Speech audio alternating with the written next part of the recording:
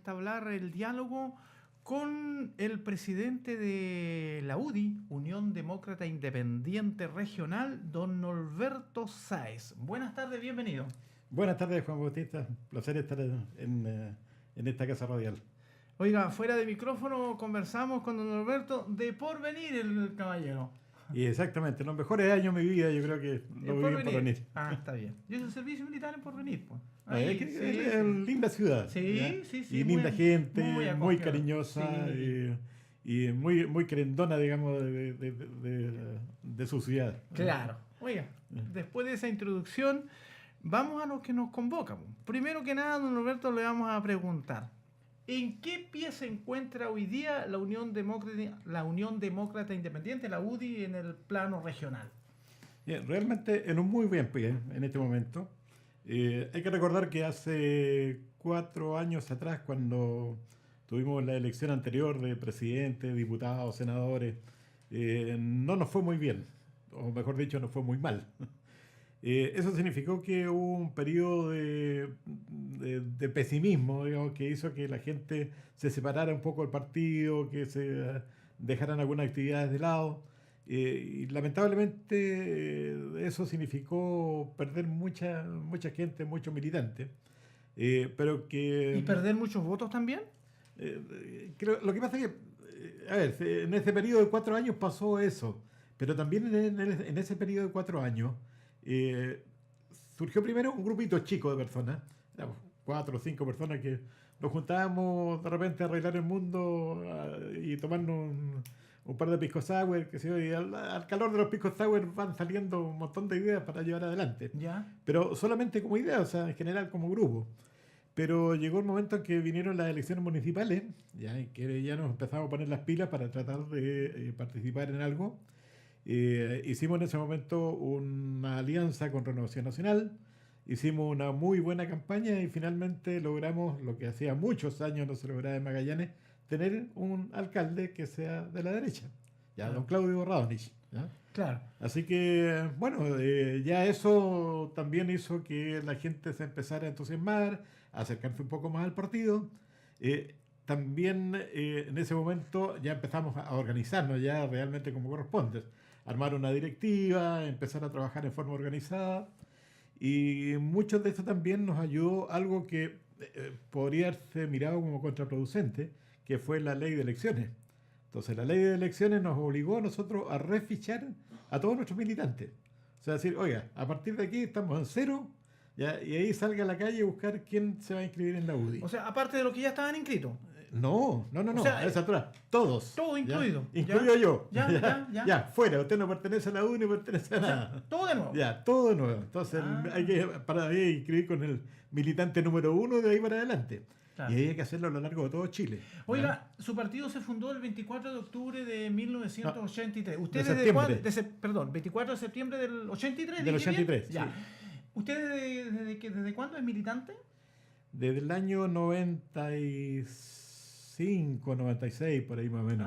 12 años después. Claro, o sea, siempre, digamos, mi domicilio, como es costumbre decir, ha estado en la derecha. Pero antes supongo que en ese tiempo debe haber pertenecido al Partido Nacional o ser adherente, una cosa así, o simpatizante.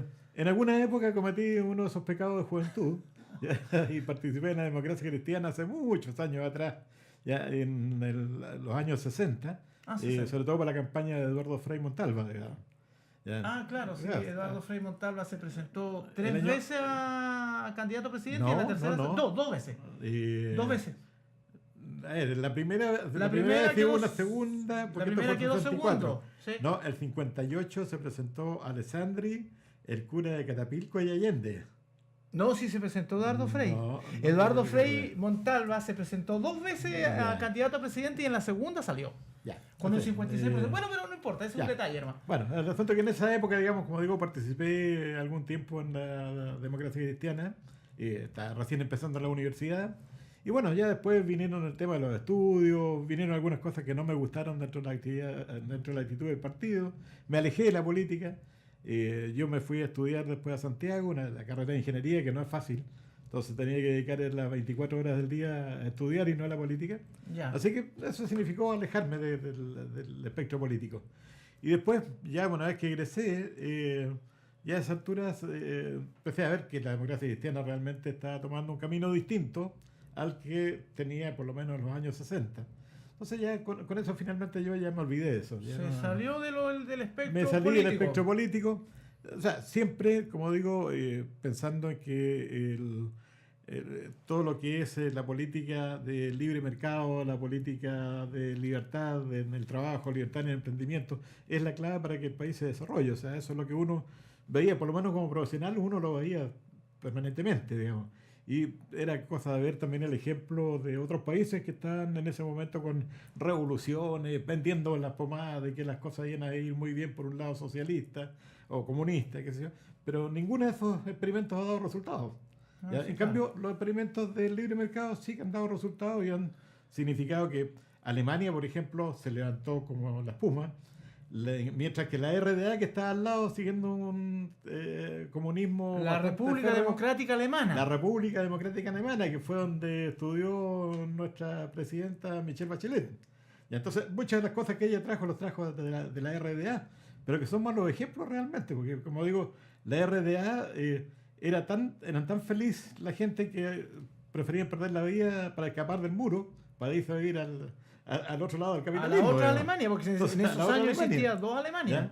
Y bueno, finalmente fue tanta la presión que derribaron el muro, ¿ya? Y los alemanes de la RDA, que estaban muy mal, ya lograron empezar a levantarse, que se dio con todo el apoyo de la Alemania occidental, y hoy día Alemania como un todo es una potencia mundial, digamos.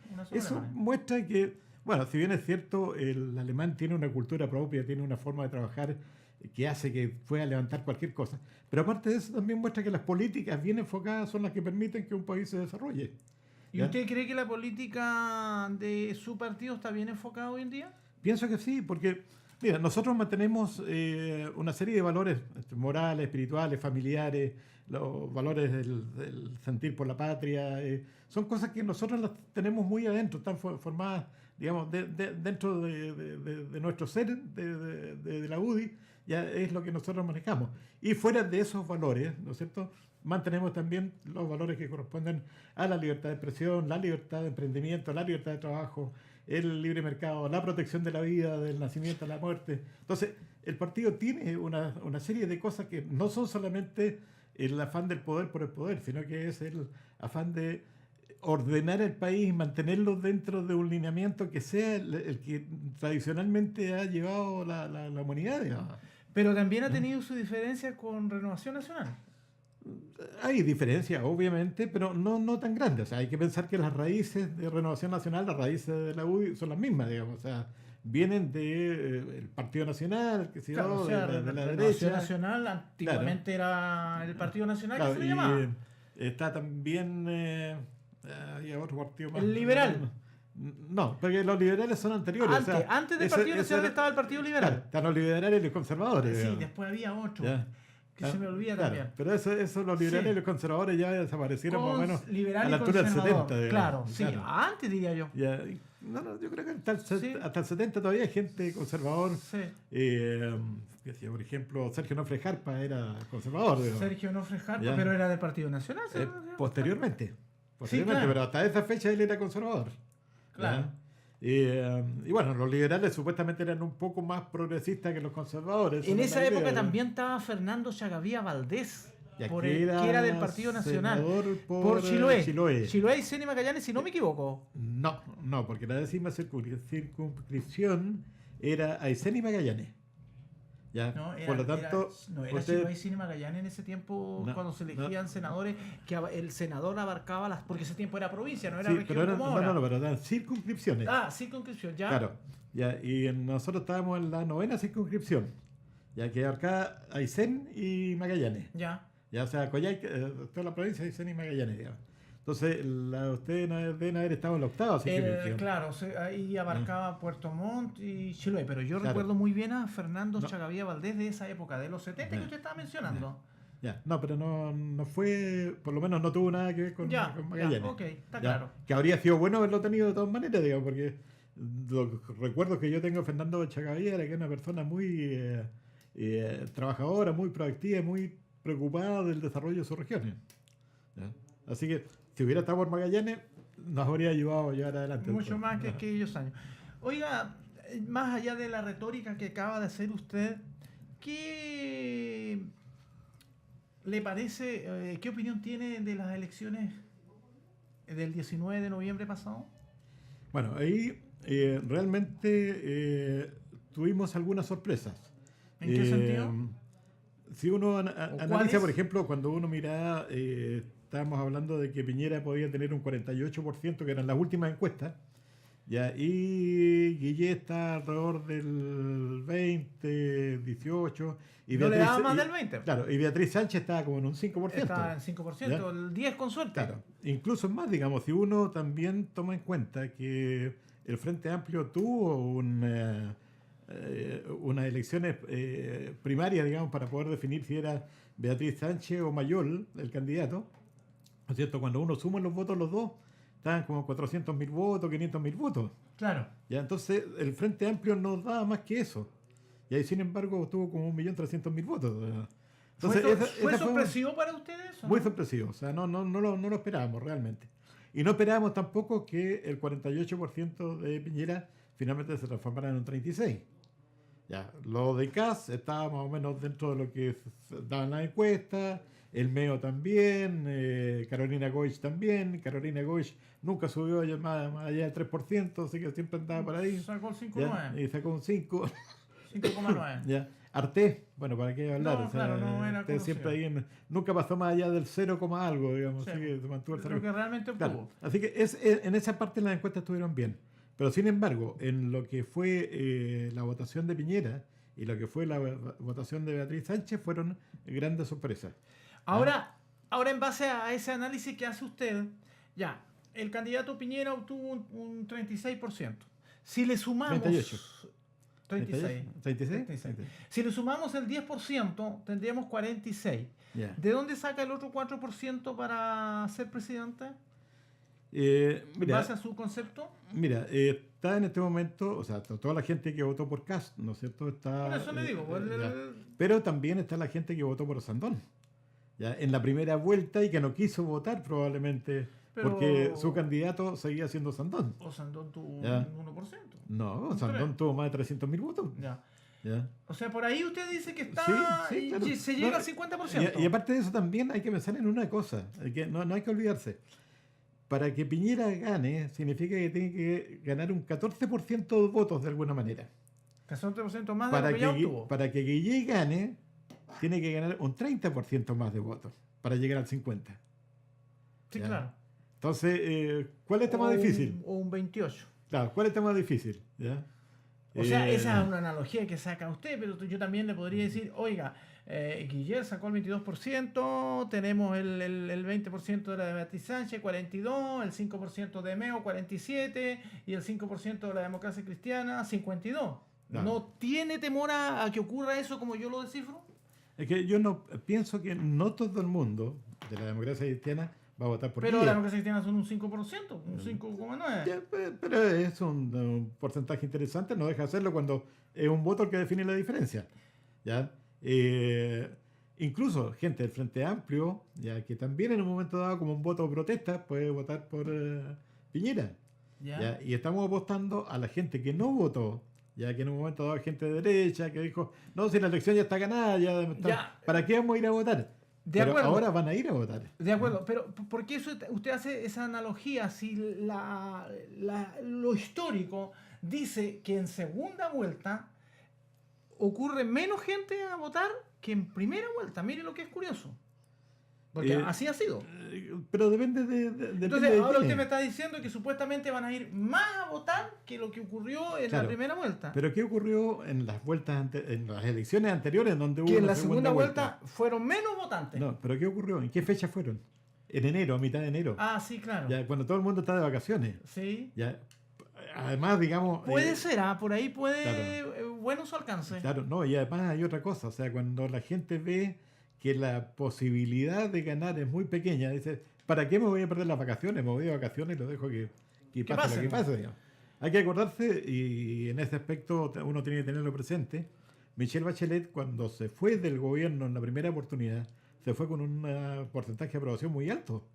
Y cuando volvió venía con ese porcentaje de aprobación. Entonces ella está compitiendo con Evelyn Matei. ¿Ya? Entonces venía Michelle Bachelet con una tremenda aprobación contra Evelyn Matei, que alcanzó a tener 2 meses de campaña. Entonces Claro. era bien difícil el haber obtenido un resultado positivo en esa vuelta. Michelle Bachelet en esa segunda vuelta obtuvo un 62%. Claro. O sea, en segunda vuelta es un récord histórico, porque cuando no ha habido primera vuelta, el récord lo tiene Eduardo Frei Montalva con un 57,6. Ese es el récord en Pero Chile. en primera época, vuelta, en primera vuelta. Sí, pero en época en que la votación era obligatoria. Sí. ¿Usted es partidario que sea obligatorio? Yo pienso que sí. Uno tiene que mirar que la votación en realidad, si bien es cierto, es un derecho que tiene todo chileno de expresar su sentir, ¿ya? Y de decir qué es lo que yo quiero para el futuro de mi país, ¿Ya? ¿ya? Pero también es un deber, ¿ya? Es el deber cívico que nosotros tenemos para el Pero día de mañana, ya. después con ese deber, tener la posibilidad de ir a exigir también cosas. Ya, de acuerdo ¿Ya? con lo que usted plantea, pero bajo el candidato que ustedes apoyaron, se dijo bajo el presidente Piñera de la época, se dijo, ¿sabe qué? Que sea voluntario. O sea, el gobierno que ustedes apoyaron lo dejó que sea voluntario y ahora usted me dice que le parece que sea obligatorio. Yo pienso que fue un error esa decisión. Y eso en una eventualidad que Piñera vuelva a ser presidente de Chile, ¿le van a plantear que sea obligatorio? Podría ser una posibilidad. ¿Ya? Una de las cosas que ha dicho Piñera y que es bueno tenerla presente, que hay que reconocer las cosas que están buenas y cambiar las cosas que están malas. Y esa es una de las cosas que está mala. O sea, el hecho de tener el tema de la votación El que quiera vaya, el que quiera no, porque voluntaria, para mí digamos, eso es claro. no es una buena solución. ¿Ya? Porque, como digo, está dejando que en un momento dado menos de la mitad del país, hablemos de la cuarta parte, Menos, sí. hablemos de la cuarta parte Sí, del claro, país. concuerdo. La cuarta parte del país está definiendo cómo lo van a tratar a ustedes en la próxima vuelta. Sí, sí. O sea, durante esos 4 años usted va a tener que aceptar que solamente... 46% con suerte. No 46. Está bien. Pensemos ahora. Estamos hablando de que fue a votar el 50%. Asumamos que va a ir a votar el 50%. O sea, menos ¿Ya? de mitad del país. Pero resulta que de ese 50%, la mitad va a ser de Piñera, la otra mitad va a ser de Guille. O sea, estamos hablando de un cuarto. Sí, claro. ¿Ya? Así que un Sí. chileno decide cómo viven los otros 4. Claro, fíjese que yo el otro día revisaba las estadísticas de las elecciones de los años 50, 60, 70 y las de ahora también. Y en los años 70, de allí para atrás, acudía en Chile a votar el 91% cuando era obligatorio. Después, cuando volvió la democracia, después del 90, el porcentaje un 81, porque era obligación. Eso era lo mínimo que votaban, 81, 86%. Y una vez que lo dejaron que sea Libre, libre, voluntario. con suerte llegamos al 46, 49. O sea, yo creo que debiera ser obligatorio como usted lo señala. Sí. Eso es lo que yo pienso, lo que piensa mucha gente de la UDI. Y también lo ha reconocido Piñera, que no fue una Algo aceptado. idea brillante. Ya. ¿no? Oiga, y siguiendo con este tema, ¿cuáles son las proyecciones que ven que ven ustedes como conglomerado para el 17 de diciembre venidero? No, nosotros empezamos a ganar. O sea, eso es lo que tenemos la certeza, digamos, que Piñera va a ser el próximo presidente. Están dados los números, están dadas las condiciones. Y en este momento, la verdad, las cosas que lo que está definiendo el resultado de las elecciones no es lo que pueda ofrecer o hacer un candidato en los próximos días, sino los errores que puede cometer. ¿Ya? Y ayer Guille cometió un error bastante grande. Y ha cometido varios errores en estos días. El otro día dijo que como delincuente tenía 2 opciones que seguir. O sea, él se estaba metiendo dentro de los delincuentes. Fue uno, no sé si vio por ahí el video. Ya, pero el otro error que es mucho más serio, porque el otro por último puede ser una equivocación ahí mientras estaba hablando. Ya. ¿Ya? El otro error muy serio fue el hablar de que los emprendedores en Chile, que los empresarios, que las compañías, las grandes compañías, son antipatriotas. Ya cuando están hablando de que no quieren quiere meterle las manos al bolsillo para que alguna vez se porten como patriotas. Entonces, esta cuestión es algo que es totalmente absurdo. O sea, ¿Y eso cree usted que le va a jugar en contra? pero claro, pues. Acordémonos que hay 1 millón de pymes en Chile. ¿Ya? Hay 1 millón de gente que tiene pequeñas y medianas empresas, ya que le vengan a decir que es un antipatriota, ¿ya? Y que además le vamos a meter las manos en los bolsillos para que alguna vez hagan algo por Chile, yo creo que ofende a cualquiera.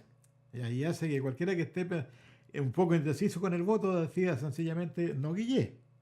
Entonces, a eso me refiero yo. Cuando se cometen errores de esa magnitud, digamos, eso puede costarle efectivamente las elecciones. ¿Usted cree eso? Oiga, lo llevo a otro plano. La Hermandad de la Costa. ¿Qué opina de eso? Bueno, eso es algo que es mi segunda pasión, o mi primera pasión, no sé cómo contarlo. Entre la política, la hermandad, la política.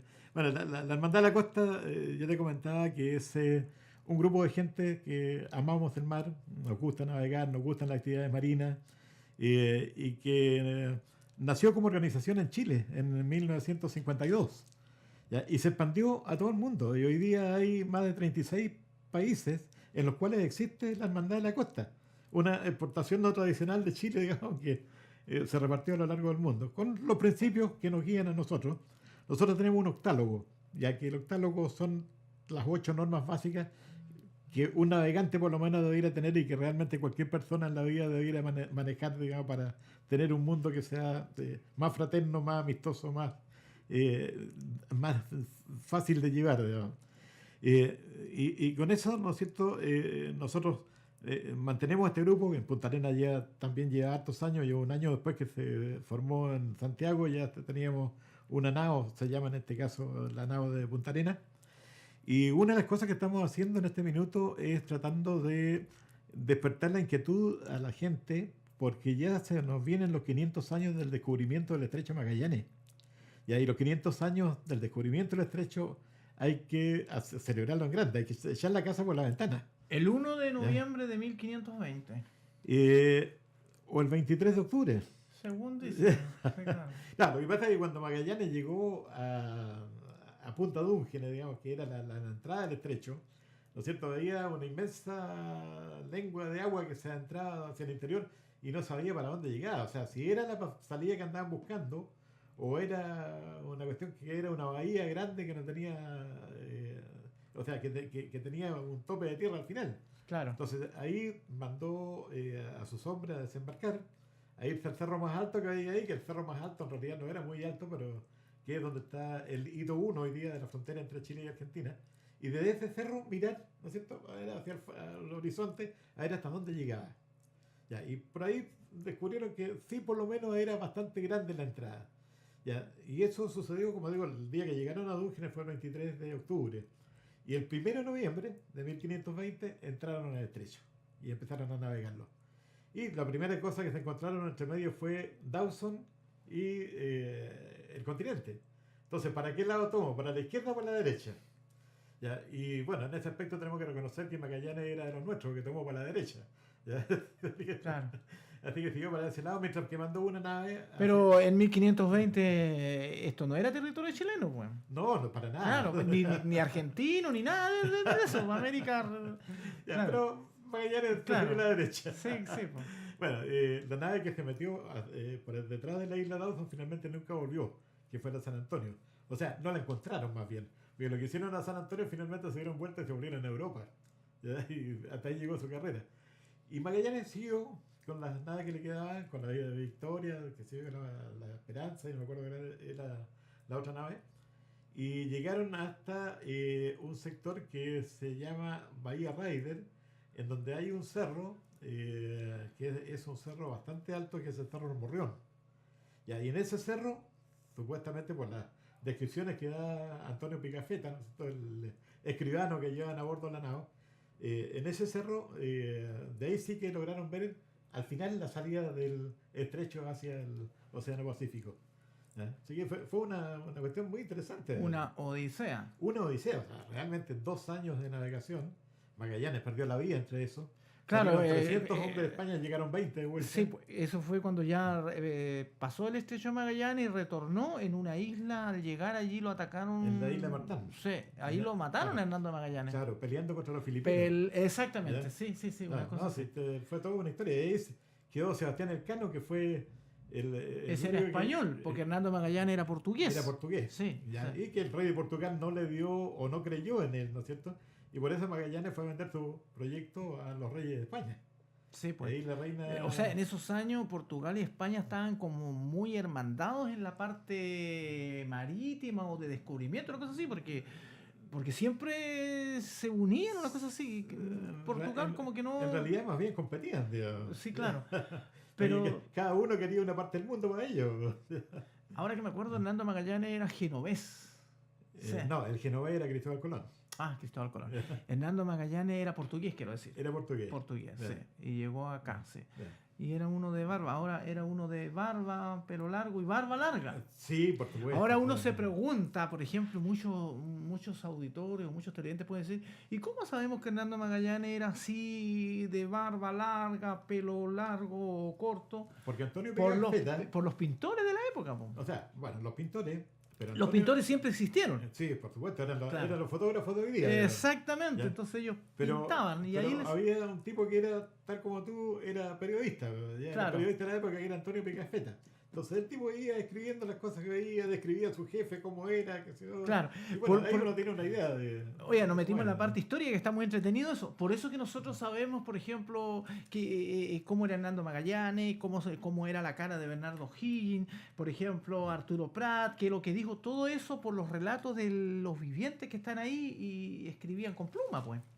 Claro, exactamente. Entonces decimos, oiga, ¿y cómo sabemos que Jesús era así? Por los pintores, porque siempre Claro. existieron los pintores al tiro, porque apenas el hombre comenzó a... Así es. Hacían su... Claro, para alguien que no sepa estas cosas, porque yo cuando era chiquitito me preguntaba, ¿pero y quién dijo que Arturo Prat era así si en ese tiempo no había fotografía?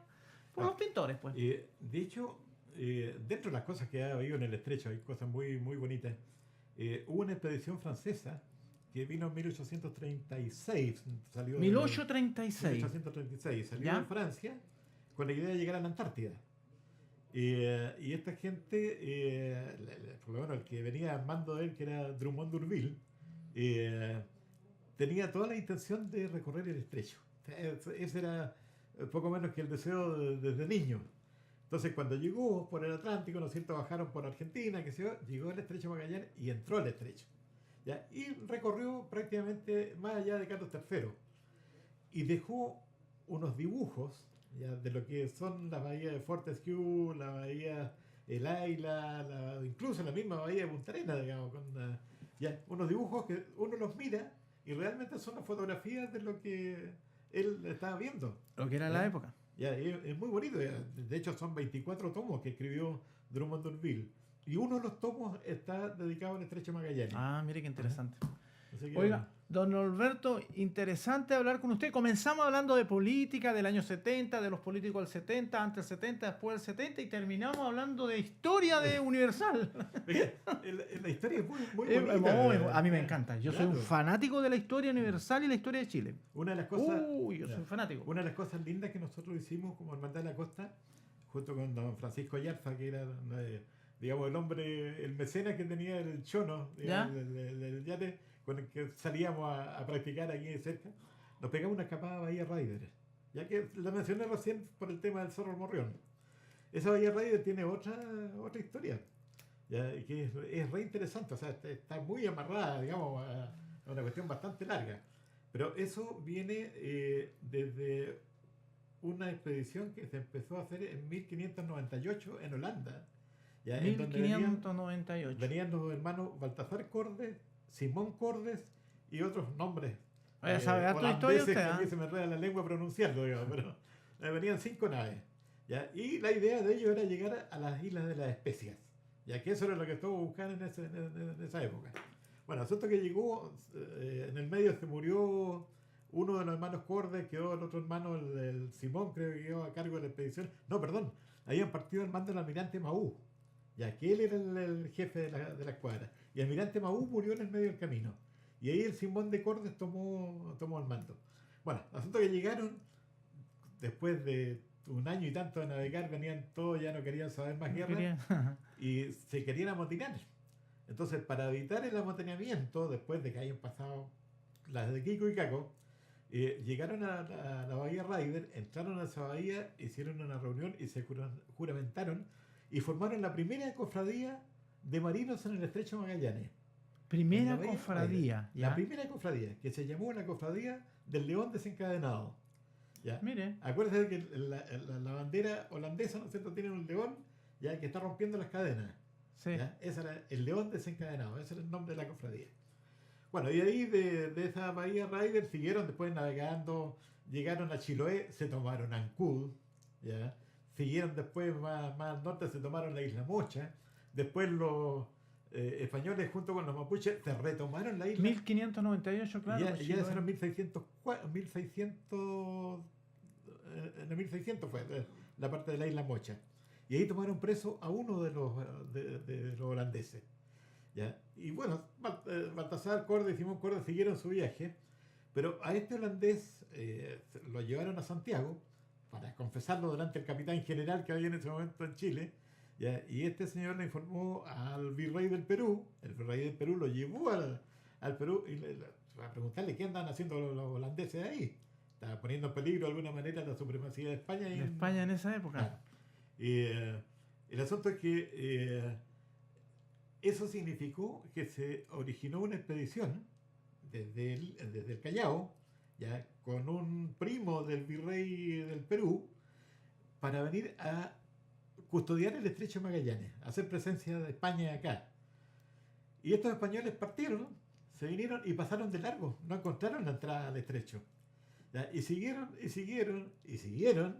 ¿ya? Y el escribano a bordo escribe que están a la altura del paralelo 67, ¿ya? Y que lo único que había en el frente eran cerros llenos de nieve. Resulta que si uno se va al paralelo 67, ya uno está frente a la Antártida. Ah, claro. O sea que en 1604 se descubrió la Antártida. Claro. Y no en 1850, como dice la historia. Sí, claro. ¿Ya? No, hay muchas tesis. ¿Ya? Oiga, hemos llegado al... Está bueno conversar con usted, pero el tiempo me está aprisionando ya, me está presionando, Tommy. Si le queda 30 segundos para la segunda parte de la historia. A ver, Ya. dele, 30 segundos. Ya, siguieron los barcos holandeses, llegaron al Japón.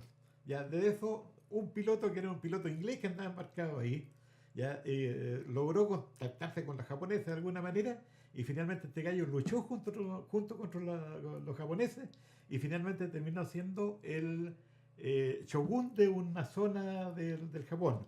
Y ese shogun es lo que significó la historia de Shogun, la película que vimos hace años atrás, sí, Shogun, sí. aquí en Punta Arenas. O sea, todo lo que usted vio como historia es realidad y nació de ahí. Oiga, interesante. Ha sido don Norberto Sáez, presidente de la UDI, de la política. Terminamos hablando de historia universal. Entretenida la cosa. Vamos a la pausa y retornamos. Gracias, don Norberto. No, encantado, Juan Bautista, cuando quieras, tus órdenes, para seguir comentando cualquiera de estas cosas que son tan interesantes. Gracias a usted por estar aquí. Nos vamos a la pausa.